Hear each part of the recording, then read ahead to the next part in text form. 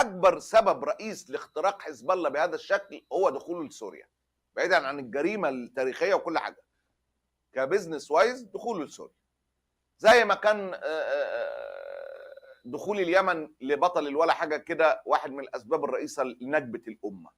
دعم نصر الله والحزب البشار خلى الحزب ينكشف وبقى حالته زي ما انت شايف كده تصعب على الكافر. ده قلته لك وارجوك راجع الحلقات.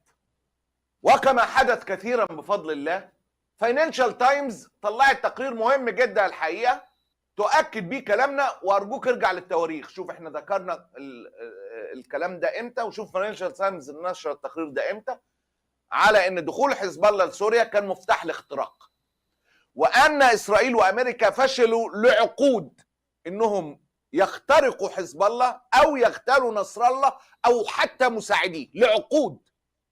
لكن الحزب اصبح متكشف امامهم تماما لما دخل سوريا.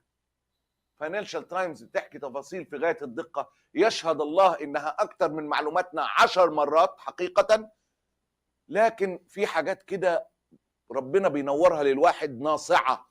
تدخل حزب الله في سوريا سمح لاسرائيل باختراقه.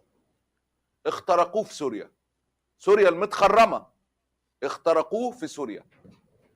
مع تنامي قوه حزب الله، انا عشان اهميه التقرير ده هقرا لك منه بعض الاجزاء لو سمحتوا لي. بما في ذلك نشر قواته في سوريا عام 2012 لمساعده الاسد في قمع الانتفاضه ضد نظامه، اتاح ذلك لاسرائيل فرصه لتقييم الحزب، مما نتج عن ذلك صوره استخباراتيه معقده: من يقود عمليات حزب الله، من يتم توفيقه او ترقيته، من كان فاسدا، ومن عاد للتو من رحله غامضه. كميه معلومات عرفها جيش الاحتلال غير مسبوقه لما دخلوا سوريا. رغم ان مقاتلي حزب الله قد اكتسبوا خبره قتاليه في الحرب في سوريا، الا ان قوات الحزب توسعت لمواكبه الصراع الطويل الامد. تلك التوسعات جعلتهم اكثر عرضه لاختراقات الجواسيس الاسرائيليين، سواء عبر زرع عملاء او البحث عن منشقين محتملين او البحث عن شقين. ادت الحرب في سوريا الى خلق مصدر غني بالبيانات كان كثيرا منها متاحا للجواسيس الاسرائيليين، ومعالجه الخوارزميات التي يستخدموها لتحليل تلك البيانات. كانت النعوات، جمع نعي يعني، التي يتم نشرها على شكل ملصقات الشهداء التي يستخدمها حزب الله بانتظام احد تلك المصادر. تلك الملصقات تحتوي على معلومات صغيره مثل المدينه التي ينحدر منها المقاتل، مكان مقتله، دائره اصدقائه الذين ينشرون الاخبار على وسائل التواصل. كانت الجنازات اكثر كشفا وفتحا للحزب، اذ كانت تجذب احيانا كبار القاده من الظل ولو لمده قصيره. كل ده ايه؟ اختراقات في سوريا.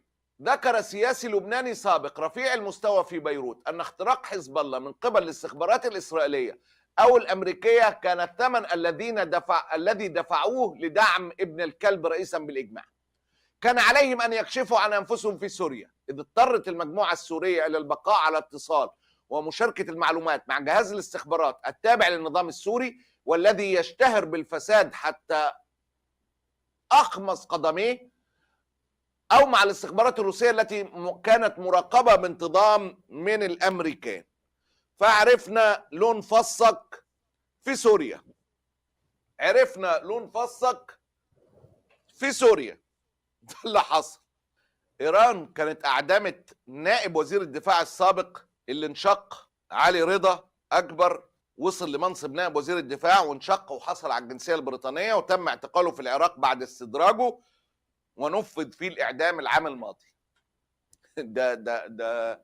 ده لازم يتعمل افلام على الاختراقات اللي في ايران. في تفاصيل في غايه الاهميه في توابع الضربه الموجعه الاقوى لحزب الله منذ بدايته.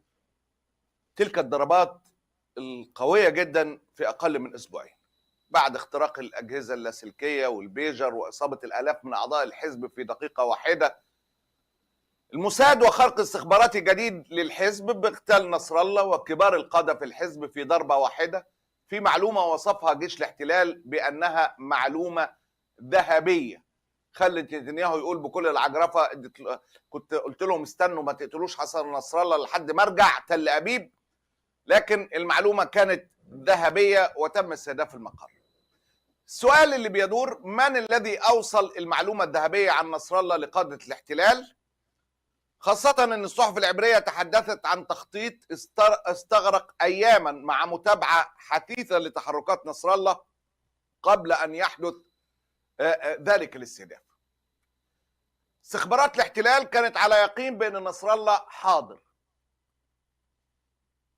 وكان ده واضح جدا من تأكيد اغتياله منذ اللحظة الأولى للقصف. القنابل اللي ب2000 رطل دي، اللحظة الأولى للقصف، ولم يتطرق المسؤول إلى أي تفاصيل، وزعم الجيش أنه قتل حسن نصر الله في بيروت الجمعة، ولم يعلق حزب الله. من أول لحظة وهم أكدوا على ده. وبعد ما تمت الضربة وصلت معلومة نجاح اغتياله، اختراق على أعلى مستويات. الكارثة الثالثة المرتبطة بالموضوع كان تسريب معلومة العمق بتاع مكان الاجتماع اللي كانوا قاعدين فيه. يعني لما تضرب صواريخ تصل لذلك العمق، دي معلومة كمان سربت كمان العمق، لأنه جزء رئيسي في الحكاية. أما الوحدة التي نفذت العملية، الوحدة 119 في سلاح الجيش الإسرائيلي، هنقول العاجل ده المعروف باسم بتاع فيما الطائرات نفذت هجوم طائرات F-15. فالمقر الرئيسي لحزب الله يوجد في الطابق ال14 تحت الارض. وسائل اعلام لبنانيه بتقول لا صحه لمعلومات انسحاب الجيش اللبناني من الجنوب، انما يعيد تمركز عناصره المنتشره عند نقاط حدوديه لمراكز اكبر. عاده التمركز دي بتخلي الواحد يتحسس افاه. المهم، انت متخيل الموضوع؟ 80 قنبله، كل قنبله وزنها طن. نصر الله في الاجتماع كانوا في المقر ال14 تحت الارض. سر بالمكان، الزمان، العمق، وبعديها تسرب تأكيد الاغتيال. مين اللي سرب؟ صحيفة لو باريزيان الفرنسية على عهدتها في تقرير حصري بتقول ان المعلومات سربها جاسوس ايراني للمخابرات الاسرائيلية، وده لم تأتي بجديد. كيف سمح جاسوس إيراني للإسرائيليين بالقضاء على زعيم حزب الله؟ وبحسب مصدر أمني لبناني فإن جاسوس إيراني أبلغ إسرائيل بوجود نصر الله في الضاحية الجنوبية للبنان. طيب، لو باريزيان الفرنسية بتقول المفاجأة الأكبر في عملية اغتيال نصر الله في الجاسوس الإيراني ده، اللي كشف عن كل المعلومات وإداهم معلومات تأكيد الاغتيال بعد الاغتيال. تأكيد الاغتيال بعد الاغتيال. جاسوس إيراني. دتنا ان الاختراق ايراني قبل ما يكون لبناني. المفاجأة الأكبر في عملية اغتيال تكمن في الدور الذي لعبه العميل، إذ تمكن هذا الجاسوس من اختراق الدائرة الداخلية لحزب الله وإيصال معلومات دقيقة حول تحركات نصر الله الذي كان في بيروت يوم الجمعة للمشاركة في جنازة محمد سرور المسؤول في حزب الله.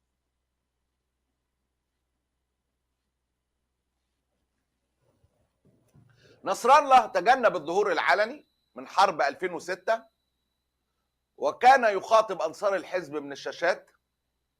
تم تسريب المعلومات التفصيلية عنه بهذا الشكل، والشكل اللي وصفه جيش الاحتلال بالمعلومة الذهبية، وكشف عنها الجاسوس الإيراني. هكمل لك اللي بتقوله صحف العالم. كان نصر الله يصطحب معه في سيارته يوم اغتياله نائب قائد فيلق القدس في لبنان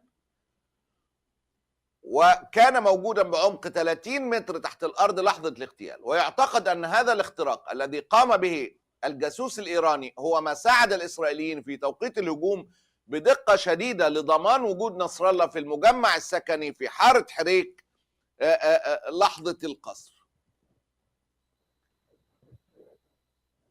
هكمل لك اللي بتقوله صحف العالم في موضوع الاختراق، مهم جدا. لكن الأهم بقى، ليه صحيفة بريطانية صحيفة فرنسية تشير إلى الجاسوس الإيراني؟ والمعلومة دي بالتأكيد من استخبارات فرنسية. هل لدى فرنسا معلومة بالشخص ولا هي بتضغط على إسرائيل وتهدد بكشف الجاسوس؟ طب ليه فرنسا تضغط على إسرائيل وتهدد بكشف الجاسوس إذا كان التحليل ده أو التفكير ده ماشي في الطريق الصحيح؟ لأن فرنسا عندها مصالح كبيرة جدا داخل لبنان، وعارفة أن إسرائيل لو دخلت لبنان فما فيش حد بيعرف ياكل لقمة ورا إسرائيل.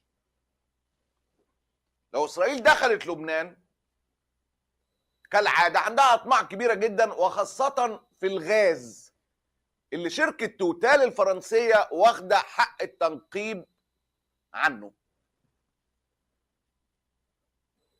فرنسا فاهمة ان الحلب اللي بتحلبه للبنان والمصالح الكبيرة اللي بتطلع من هناك ستتبخر بوجود الإسرائيليين. إسرائيل النهاردة عبر وزير بترولها بتعلن عن ده بكل وضوح: عايزين نغير الاتفاق اللي مع لبنان، البلد די ما فيهاش حقوق. עניין אחד, תחת הכובע שלך כשר האנרגיה, נאמר היום על ידך באחד הראיונות שלך, נדמה לי בגלי צה"ל, שאתה שוקל לבטל את הסכם הגז עם לבנון? קודם כל, הסכם הגז מיסודו היה טעות. לוותר על שטחים ריבוניים או מים כלכליים של מדינת ישראל ללא הצדקה היה טעות.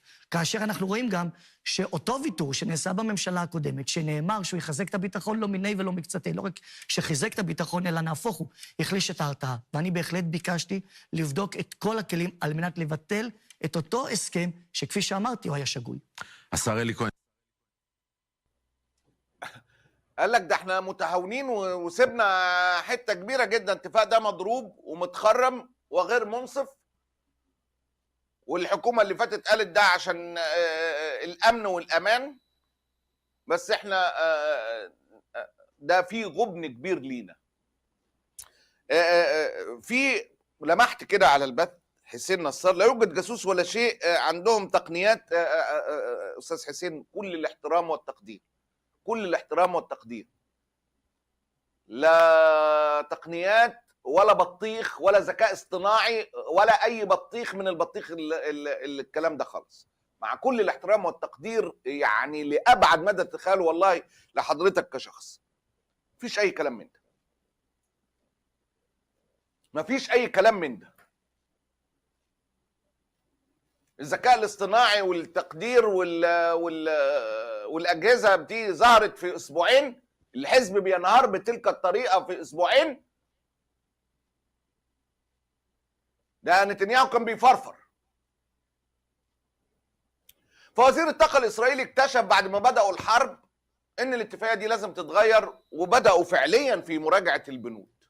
شركة توتال الفرنسية يمكن أن تساعد لبنان في ترسيم الحدود البحرية مع إسرائيل. طبعا إسرائيل واخدة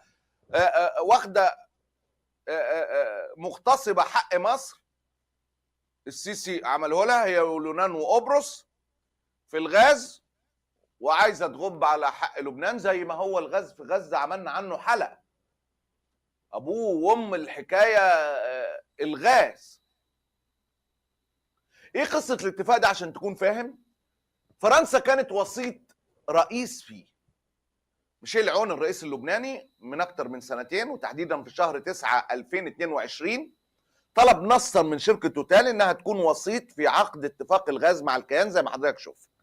وبالفعل أعلنت الشركة بعدها بأيام قليلة إنها ستكون مسؤولة عن التنقيب في لبنان. وسيطة يعني إيه؟ يعني أنا هديك حتة من الكعكة تاخد نسبة كذا مقابل انك تخلص لي ايه؟ اتفاقية الغاز. وبالفعل تم توقيع ترسيم الحدود ما بين الكيان والحكومة اللبنانية. ودلوقتي إسرائيل وحقها ده الطبيعي جدا عايزة تلغي الاتفاقية. عون يوقع على اتفاق ترسيم الحدود البحرية لبلاده مع إسرائيل، ولبيد يعده اعترافا بإسرائيل. يعني دلوقتي إسرائيل عايزة تلغي الاتفاقية، وده يلقي الضوء على شيء مهم جدا، وهي المبادرة الفرنسية الأمريكية اللي قالت عايزين الحرب تقف في لبنان، مش مهم غزة، المهم لبنان. المهم لبنان. فرنسا والولايات المتحدة تقدمان مبادرة لوقف إطلاق النار لمدة 21 يوم في لبنان. وساعتها ماكرون نصير الحق انتفض وقال نتنياهو مش ممكن، انا لن اسمح. شوح بايديه كده زي ما السيسي شوح بايديه الخيرت الشاطر بصباعه ده الكبير ده.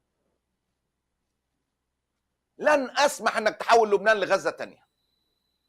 سبحان الله، ماكرون صحي من النوم بعد موضوع لبنان عشان الغاز. France s'oppose à ce que le Liban devienne un nouveau Gaza. Israël doit cesser ses frappes et le Hezbollah sortir de sa logique de représailles. Et je pense que ce serait une faute de la part du Premier ministre de la refuser, parce qu'il prendrait la responsabilité d'une escalade régionale, évidemment de nouvelles victimes civiles au Liban, mais une escalade bien au-delà que nul ne maîtriserait.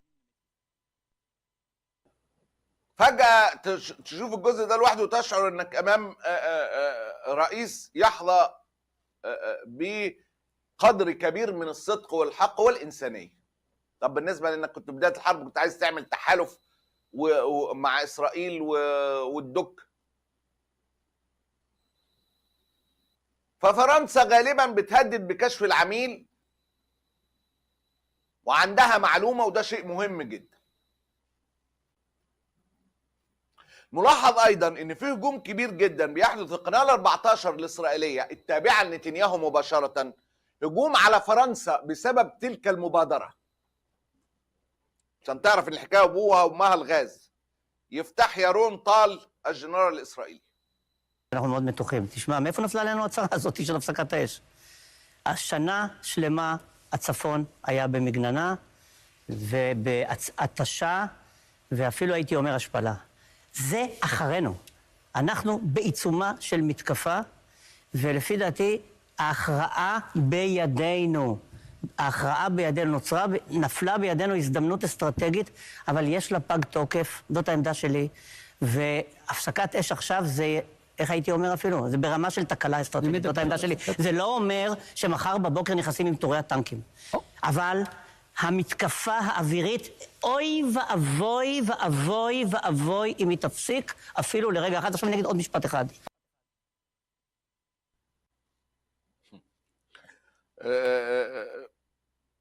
فرنسا لديها، ده تعليق من التعليقات لواحد من المشاهدين الكرام، فرنسا لديها التزام تاريخي واخلاقي مع لبنان. ضحكات شريره متقطعه. اسرائيل بتقول ان السبب شركه توتال والغاز، وبكل بجاحه القصه ابوها وامها الكعكه.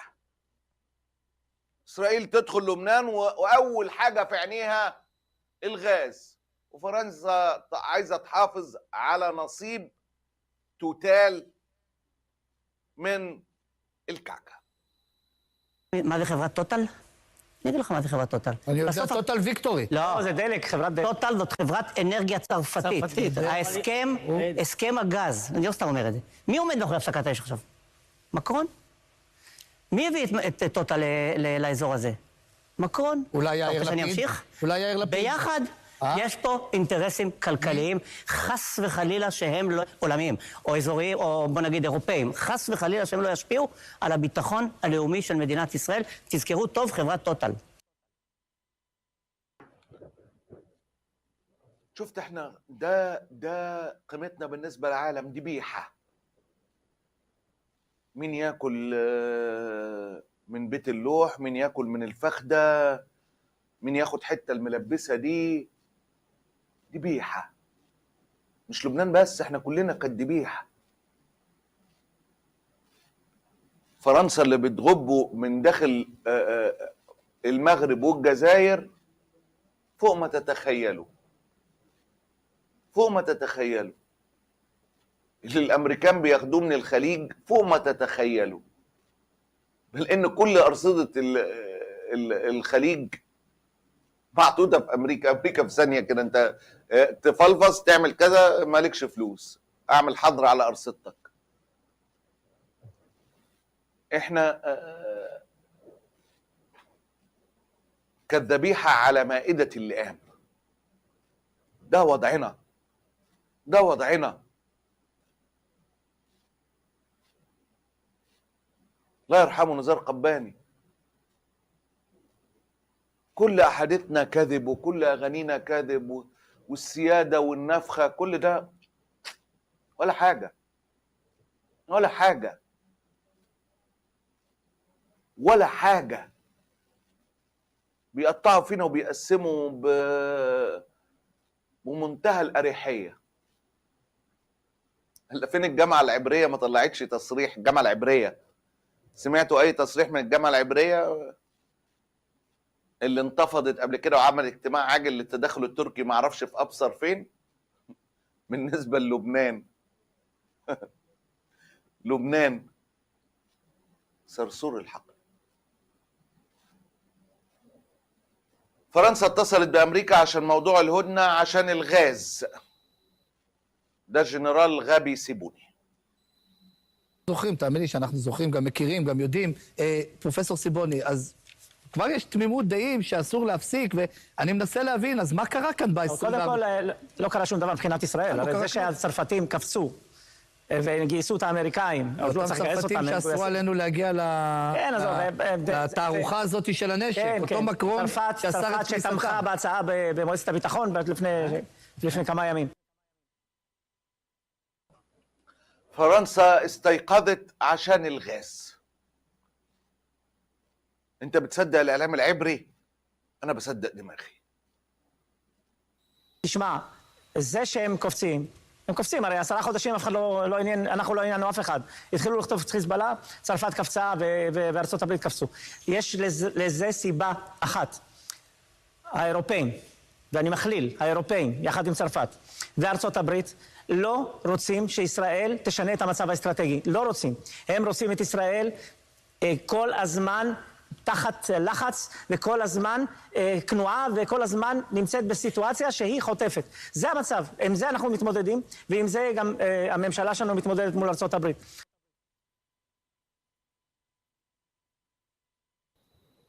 ابوها وامها الغاز.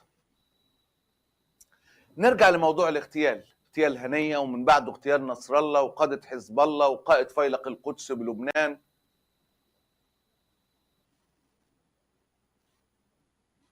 ده يؤكد لحضرتك ايه؟ انه مهما كان التطور العسكري والتكنولوجي يظل الجواسيس هو السر، هم السر. يظل الجواسيس هم السر. خيانة، خاصة في التنظيمات اللي بتلغي التكنولوجيا والهواتف وأدوات الاتصال من حياتها. المعلومة بتصل من جاسوس بشري، بشري يكون على أعلى مستوى. ذلك ليس ببعيد. تاريخ مليان بجواسيس زي دول. جورج بليك والاتحاد السوفيتي، إلي كوهين اللي كاد يكون يصل لمنصب رئيس وزراء سوريا. وهنا بيأتي الدور للحديث مش على الضربة الصاروخية وقوتها وعمقها، لكن عن دقة معلومة الجواسيس وجمعها.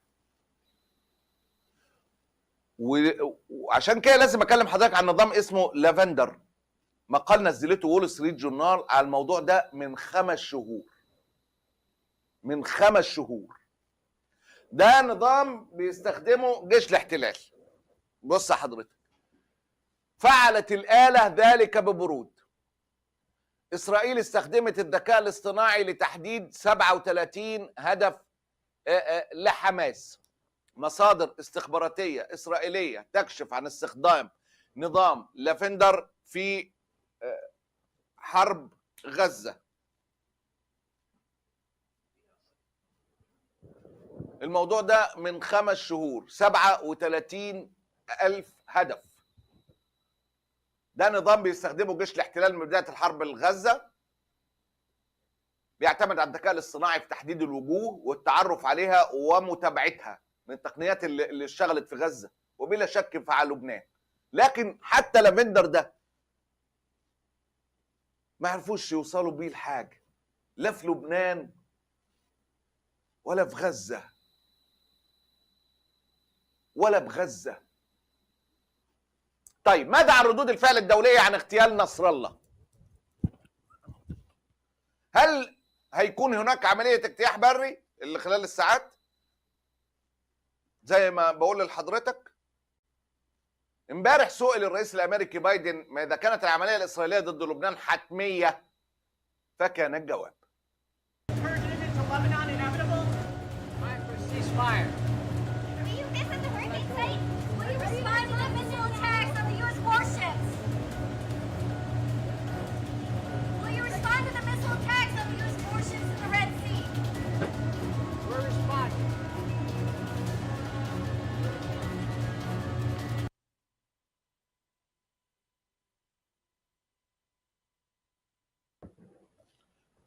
بايدن دي رسالة جديدة لنتنياهو، ولكن نتنياهو لا يتلقى الرسائل دي، الرسائل العلنية يعني، وبيصعد تصعيد أكبر وغير متوقع. تصريحات المرة دي من المسؤولين الأمريكان كانت صريحة ومباشرة حبتين. تصريحات كانت صريحة ومباشرة حبتين.